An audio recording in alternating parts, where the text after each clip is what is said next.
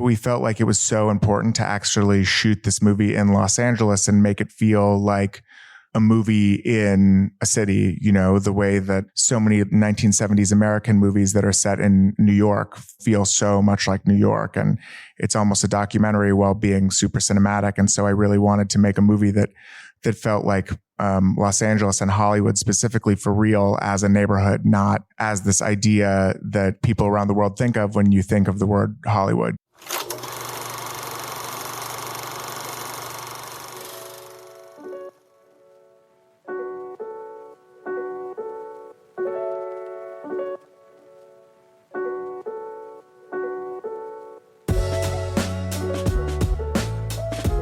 Hello, and welcome back to The Director's Cut, brought to you by the Directors Guild of America.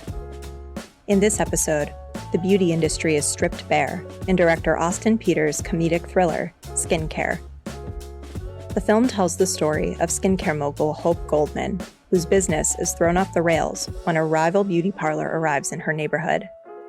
With the help of her friend Jordan, she seeks to uncover the person intent on ruining both her business and her reputation. In addition to Skincare, Peters' other directorial credits include the concert feature Give Me Future, Major Lazer in Cuba, and episodes of the documentary series More Than an Athlete.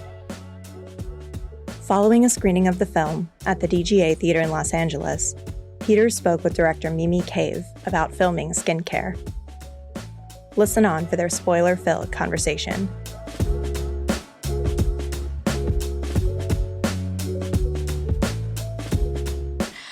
What a ride that was, right? Can we get another round of applause for Austin's film? I got to see it earlier this week, but then I got to see it now again on a big screen, and obviously that's the way it's meant to be seen. So thank you for sharing that with us. Thank you guys for coming on the holiday weekend. It's nice to sit in a theater and watch it. Yeah, always. I guess I really just am curious how it all came to be. This is your first feature narrative, correct? You've done a feature doc. Yeah. We can get into that later. Yeah. But just, I think because we all know how hard that is to get your first feature, I think it's always an interesting tale to hear sort of how it all came together and how the script found you or you found it. Yeah, definitely. So the script was brought to me by two writers who had been working on it for a little while, called Deering Regan and Sam Freilich. And Deering and I were actually in Cuba shooting a documentary. And he was the DP of that. And he said, you know, I've written the script with Sam and I think you might be really good for it if you were interested in directing it. And so they gave it to me and I read it. And after I read it the first time, I kind of immediately knew that I was really interested in it because it had this amazing atmosphere and this amazing sort of chaotic energy that, you know, it goes completely off the rails at the end. And that was really exciting for me. And then we started working on it and the three of us worked on it for a very long time. And then our producer, Jonathan Schwartz, came on and he brought Logan Lerman, the other producer. And then we all worked on the script for quite a long time. And then eventually, we got it to Elizabeth Banks, who was our first choice to play Hope. And she really responded to it and we set a Zoom. And then that was kind of the moment where the movie became a real movie, although it wasn't for at least another year till we went into production. Yeah, that's amazing. I feel like I'm curious what it was like to work with her. But I feel like she's such a incredible supporter of so many like first time filmmakers. And obviously you and I are both from the music video world. So we're not first time filmmakers, but first time feature makers. And so that's really cool that she jumped on board. And I guess to that degree, like, how did you find working with her? And, you know, she's got such amazing improvisation chops. How did that all kind of, it was amazing. I feel that I probably will owe Elizabeth Banks for the rest of my life because she, believed in me and she said that she would do this. And she hung out and it seemed like such a long shot when we talked to her the first time about it when we sent it to her, because she is such a powerhouse and she's such an amazing actor and writer and director and producer and game show host. And she is just doing so much. And so it seemed like totally outside the realm of possibility that she would want to do a small movie like this, which was so small. But she was really into the character and she was worked every single day of our 18-day shoot and from morning to night. And she's in, as you see, she's in every scene basically in the whole movie. So it's pretty, I think, useful, especially for a first time director, as you say, when there's someone like that who sort of has the gravitas that she has and she throws her weight behind you in support. That's super meaningful. You know, there's a lot of times, as you know, when you're making a movie or when you're making anything, when people, you know, want to question whether or not you'll be able to do it or, you know, if you have the right idea or if you're experienced enough or whatever. And she was always very quick to say, this is Austin's vision.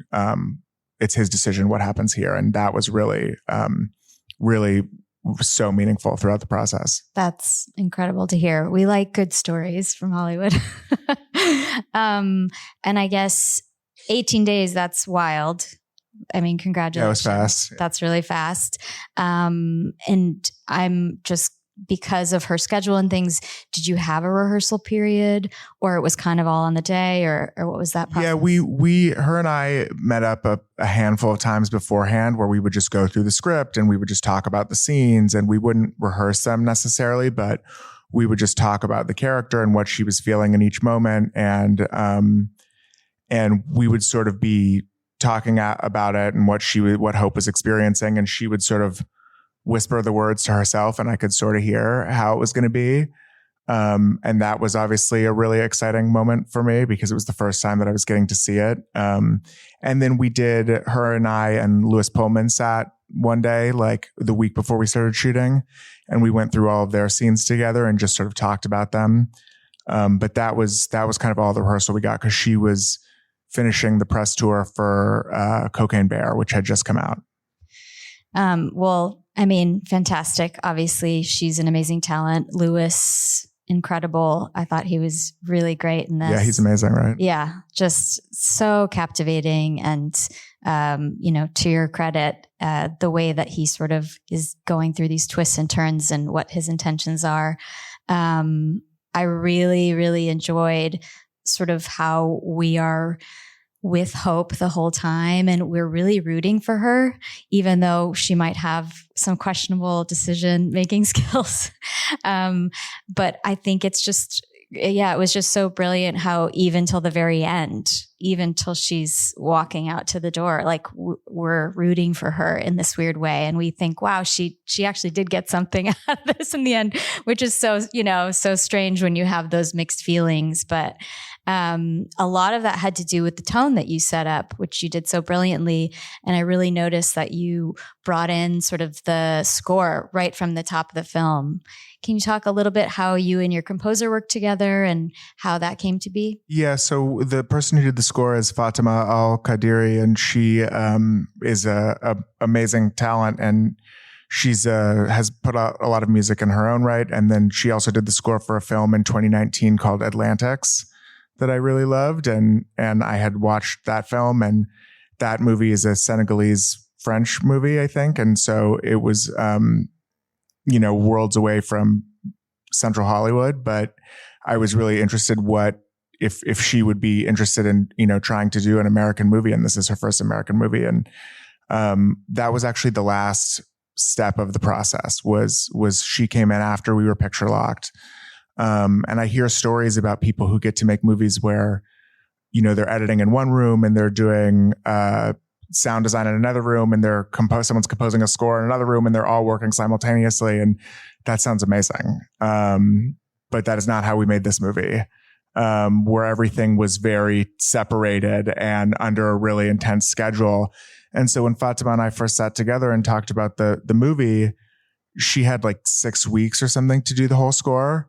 That's crazy fast. Yeah. And to her credit, she was super up for it. And basically her and I just were on a phone call for those 6 weeks, that never ended. And at all hours of the day, I would just walk around my house with my AirPods on talking to her, because her strategy was to just make a full pass of the score as quickly as possible, and then go back and revise it once we had done it. So I was constantly feeding back, and we were simultaneously discovering the language of it. And she had this really amazing idea about using the harp sort of as, we called it like Hope's mind harp, where it's in the beginning, it starts very feminine and very delicate. And then as the film transitions and it sort of goes, and she kind of goes off the rails a little bit more, the music sort of starts to transform into this kind of like demented club music almost, where it's like trance pads that are too slow, or trance music that's like way too slow. And that, I think really, sort of it illustrates kind of what she's going through and how much she's breaking from all of the versions of herself that she's been putting forward. Yeah, it's funny hearing you talk about it. I am like remembering my experience of watching and feeling like, yeah, the score, I really noticed the transitions it was making, and also how seamlessly you brought in the needle drops, the songs, and how those kind of matched that same trajectory in a way. I mean, it was fantastic from start to finish. So thank you. Yeah, we the music was obviously something that we took a lot of time with, and we were lucky to have the support of the artists that you hear in the movie, because we're such a small movie. It takes a lot of convincing to get people to let you use their music, and it was really. Yeah, what did you say? I'm asking for a friend. Yeah, I just kept coming back, really. That was the main thing, is you just keep asking again and again and again. And we definitely were turned down for sure on a couple of them, a couple of them, especially the Katy Perry one, we were turned down for like many, many times before we finally just got it to her, and we got there's so many partners on that song, and we sort of went to all of them individually, and we got them to sign off each one by one, and then finally it got to her and her manager, and they wrote us an email saying, we watched the movie and we love it and we're happy to help you guys. So that's amazing. So that was, shout out to Katy Perry, because that's shout out to Katy Perry. Super big help for this movie. That scene would not be the same without it. So are we talking some like music video mafia going on here with that? Like, no, I mean, I'm like, he knows people in the music industry. I mean, a little, the first one that happened actually, which is sort of, Katie was the last one. And the first one we got was the Cure Robert Smith song. Great scene. And we wrote, and they're paired together, so for that moment, sort of when the perspective shifts from Hope's perspective to sort of the God Noir perspective, and you're seeing all of them kind of in their individual lives. And we reached out to Robert Smith, and he got back to us really quickly, which was incredible as we were shooting, because we had to clear the song before we shot that scene, obviously. And we got an email from him, and he said, it was to Jonathan, my producer, and he said, "Aloha, Jonathan. The movie sounds fabulous. Let me know how I can be of help." And within 18 hours, it was cleared, or something, or 24 hours, it was cleared. And it was, once that happened, I think everyone on the set felt that energy, where Robert Smith in his, house in England or whatever had blessed our film. And so we felt all really inspired that he had like given us the go ahead. That's amazing. You said the word noir, and I was thinking about, you said it, I think in an interview, you kind of used this phrase, sunshine noir.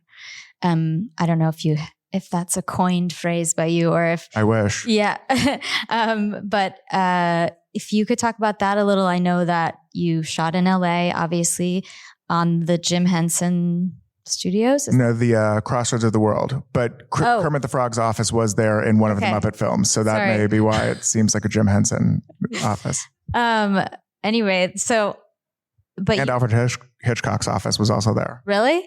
Yeah. I mean, you could feel that it was so Hollywood. You almost didn't have to go many places, and you could feel it all. It was great. But I guess my question has to do with shooting in LA. Obviously, you live here. What it was like to shoot a feature, versus music videos or anything else, commercials. And also this idea of Sunshine Noir, making things brighter and kind of juxtaposing dark things with that sort of overly lit brightness, and how shooting here kind of fed into that. Yeah, well, we felt really committed to shooting here, which was something that we were repeatedly told we should not do. And that's why we only shot for 18 days, because if we had gone somewhere else, we might have been able to have more days. But we felt like it was so important to actually shoot this movie in Los Angeles and make it feel like a movie in a city, the way that, I always say the way that so many 1970s American movies that are set in New York, feel so much like New York, and it's almost a documentary while being super cinematic. And so I really wanted to make a movie that felt like Los Angeles and Hollywood specifically for real as a neighborhood, not as this idea that people around the world think of when you think of the word Hollywood, and not the version that we see in Entourage or Real Housewives of Beverly Hills, and, none of this sort of like aspirational element of it, and so we really felt like it was going to be important for us to shoot it in LA. And I think also, just logistically for the cast, Elizabeth worked every day, obviously, but everybody else was on another project. And so everybody else we had to schedule in, to fit. So we had to shoot Louis Pullman out in the first 5 days of the shoot, because he had to go back to Texas to shoot Outer Range. And then Michaela J. Rodriguez was on Loot. So we got her Thursday, Friday, Monday or something, or Friday, Monday, Tuesday. We had her for 3 days. And so we had to shoot every scene out. And then that had to layer with Louis so we could get their scenes together. So, if we had to been traveling those people, it would have been much harder. Loot shoots here, and so I think shooting places where everyone has a home base, I think ultimately benefited the project in that way. But yeah, I just, we were just really excited about shooting in LA and shooting this really gross sunlight. Obviously there's a couple scenes where the sun is like right up here, and Elizabeth has those nice sunglasses, that you can see sort of the side of her face and see how she's emoting, even though they're covered. But it just felt like you said, kind of all the dark underbelly noir ideas, sort of once they get heat stroke and sort of go on tilt and things start kind of making less sense and people become more unreliable. That was kind of the energy that we wanted to capture. And I think ultimately shooting in Hollywood on Sunset Boulevard, blocks away from here, was incredibly chaotic, but I believe ultimately to the benefit of the film and creating that feeling. And the DP, was it someone you'd worked with before? And what was that relationship? How did that come to be? 'Cause I'm assuming for an 18-day shoot with all of those challenges, you got to have a shorthand. Yeah, for sure. I had worked with Chris Ripley, the DP, on a music video before. I had worked with a lot of the department heads on music videos before. Liz Tunkel, the production designer, we had done a video before, and we had done a commercial before. Angelina Vito, I had done a video with, and Chris, I had done a video with, but not for many, many years, because he's super busy and seems to shoot like 340 days a year. But he is so committed and so enthusiastic and has such a buoyant spirit that he would, once we decided we were doing this movie, even before we were officially in prep, he just stopped taking other jobs and he just stopped doing other videos, and he would just come over to my house every day and we would just do page turns through the script and talk about every scene, and knowing that we have no time, how can we shoot this scene, with one shot, how do we tell the story of the scene in one shot? And then, we also would just watch lots of movies and look at lots of photos. And I think that just his willingness to come over, to his credit, him wanting to come over to my house and just hang out and listen to me talk crazy about this for so long and not even making sense, I think by the end of that process, by the time we were in prep, we fully were on the same page and had so much of the same vocabulary and the way that we were talking about this and the way we wanted it to look and the way we wanted it to feel. And we also worked with Dante Pasquinelli, who did the color in advance. And we worked on kind of how we were going to get the look, because we really wanted it to have this photochemical look, but not be nostalgic feeling or not feel like it was a print that someone had dug up from, in an old grindhouse theater or something like that. We wanted it felt like it had to feel contemporary since it's set in 2013, but we wanted it to feel like film. But obviously that was outside of the realm of possibility for us.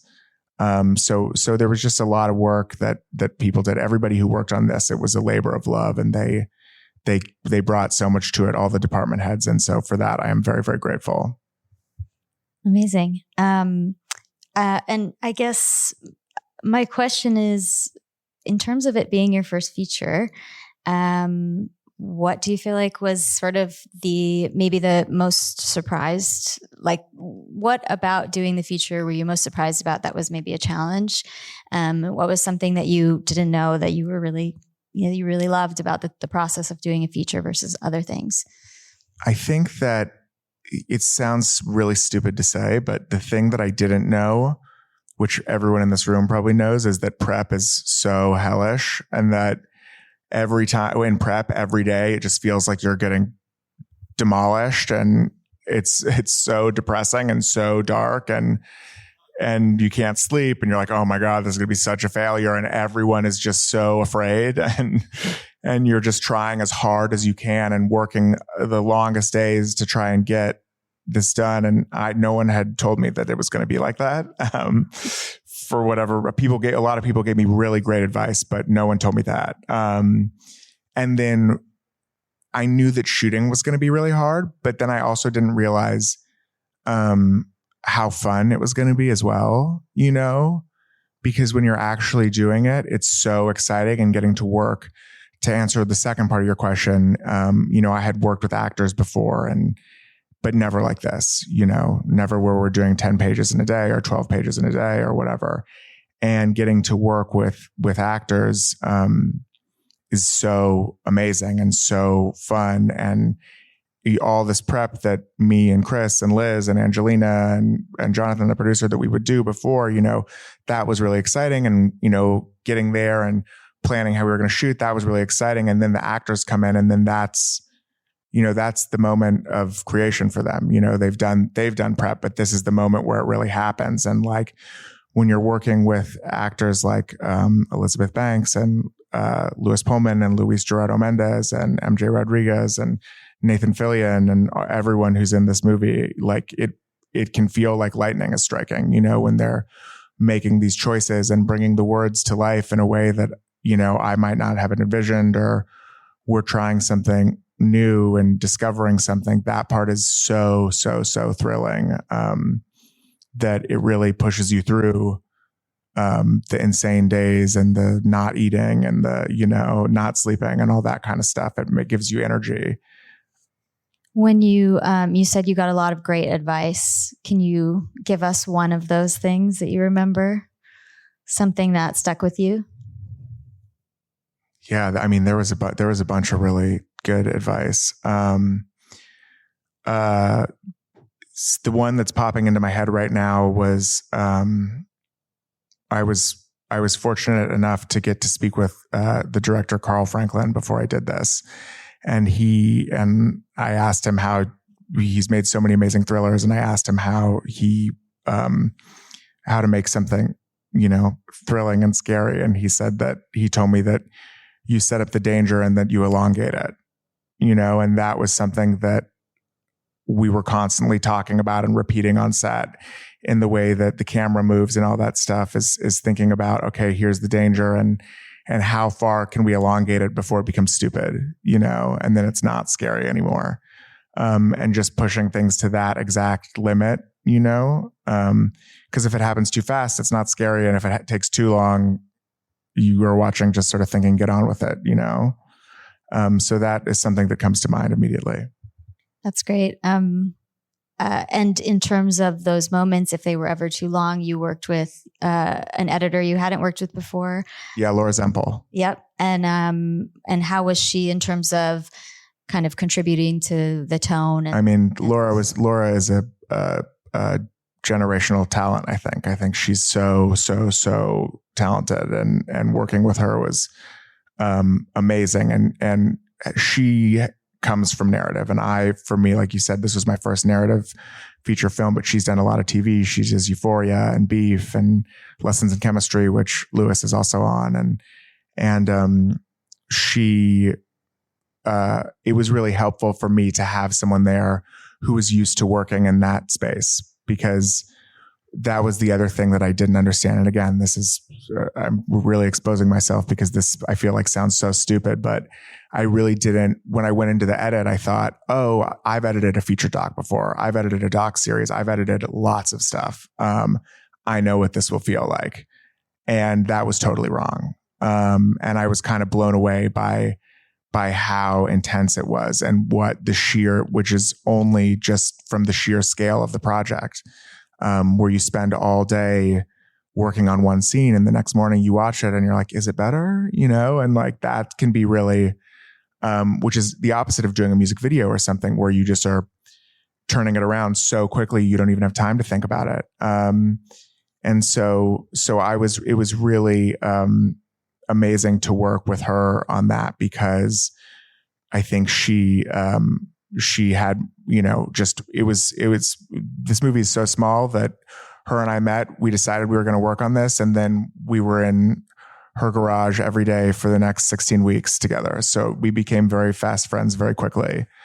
And it was very, very helpful. That's great. I feel like those collaborations where you click and you can trust the person and you want to work with them again, it's like lifelong. Yeah. I was fortunate enough to have that sort of top to bottom on this project. It was just amazing. Everybody was so great. I guess the last question I have is, in terms of what you envisioned the film to be and the film you wanted to make and you set out to make, do you feel like that's what you came away with?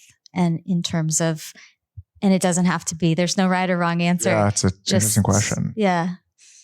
Yeah. I mean, the movie has transformed so many times, in the 5-6 years we've been working on it, from the script stage. I do. And I think that something that, I feel like when you're making a film, or something that I learned, is that you have to be ready to kind of let go of some of the ideas you had about what it was meant to be before, and allow those ideas to bring you to the next place, but then, let it become something different and let it become something new. And, when I look at this movie, it is certainly the movie that we set out to make. And there's things in it that were there on the first day of working on it, and we knew that the Queens of the Stone Age song was going to be in it 3 years ago, or that's what we knew that was how it was supposed to start. And so many things, that were there, but then, I never could have foreseen the way that the cast would bring it to life and the things that would happen. And as we all know, you lose your location the day before you're supposed to shoot, and you can't permit for a new location. So instead we rented a motel room and shot in a motel, and I think that somehow ended up better than what it would have been had we had our original location, so I'm content with where it landed, for sure. I'm happy. Well, from what I know and from what I've seen, I feel like that's a huge accomplishment to feel that way. And you took us on a wild ride, and it was really great. And I think for the scale of the film, it was incredibly entertaining, and you should be really proud of your first movie. Thank you, Mimi. Thanks everybody. Guys. Thanks for listening to another DGA Q&A. The Director's Cut is available wherever you listen to podcasts. And please share, subscribe, rate, and review. We'd love to hear your feedback, and you can help fellow film buffs find the show. Thanks again for listening, and we'll see you next time. This podcast is produced by the Directors Guild of America